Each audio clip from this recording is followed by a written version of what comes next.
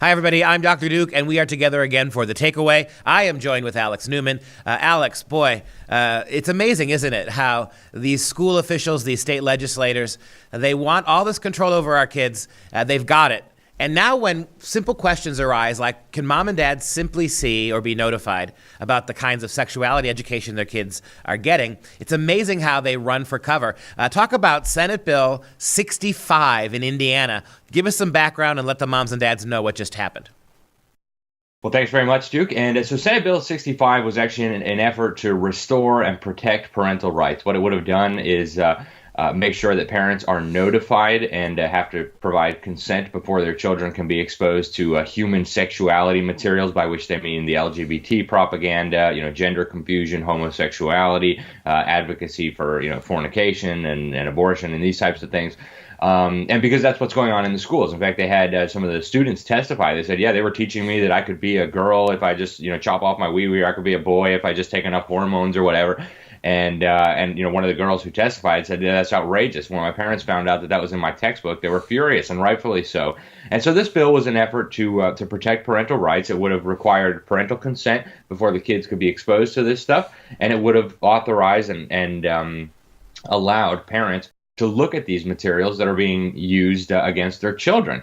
And so, you would think this would be a pretty simple matter, right? If they have nothing to hide, as the saying goes, what are they hiding for? But no, unfortunately, this bill went over to the House of Representatives there in Indiana, and the Education Committee decided to gut it, at least all the important provisions, at the behest of the radical left-wing American Communist League Union, or the ACLU, more commonly known, and some of the radical LGBT groups. So now parental rights are still going to be trampled in Indiana.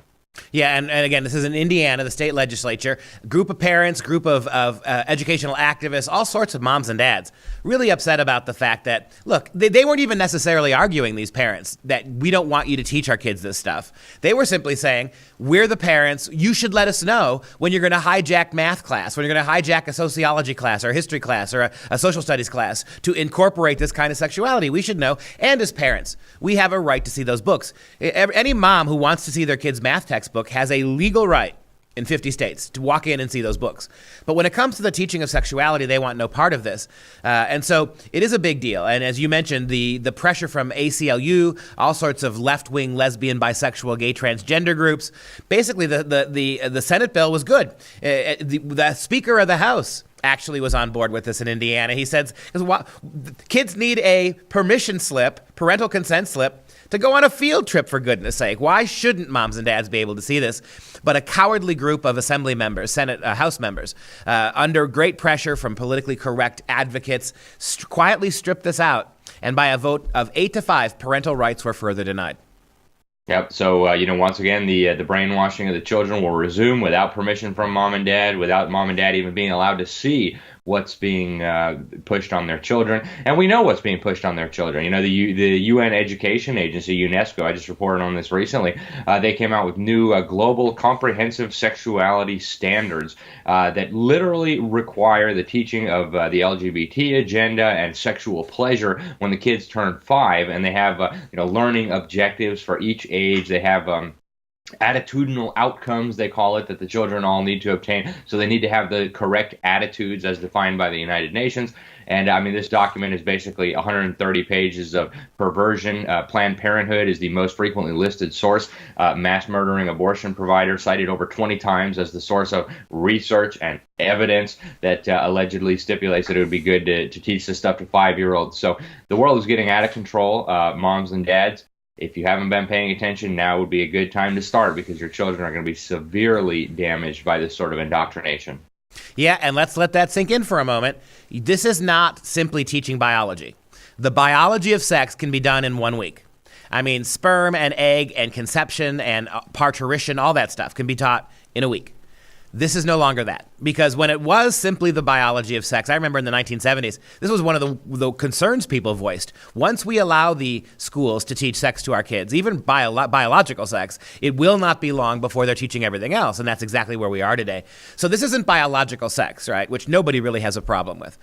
This and something that can be done so quickly that parents could opt out of it if they decided they had to.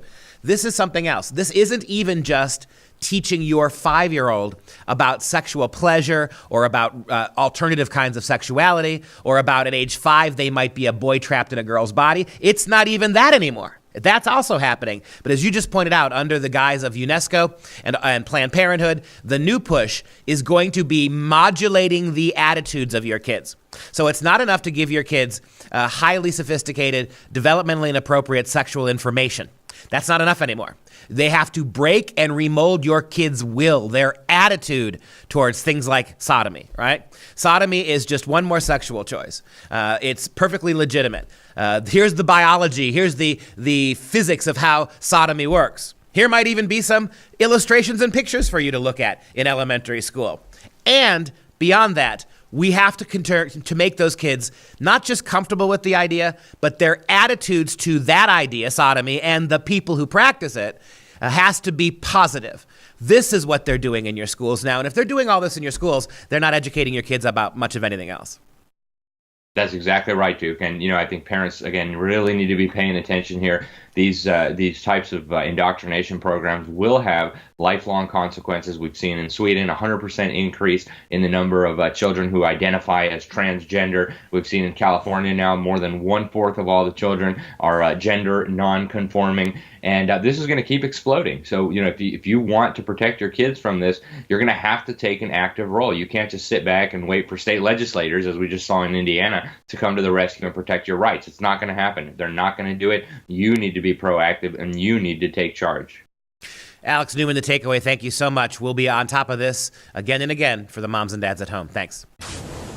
If you enjoyed that video, please consider following us online and also consider a tax-deductible donation so we can continue to produce quality videos like the one you just watched. I'm Dr. Duke. Thanks for watching.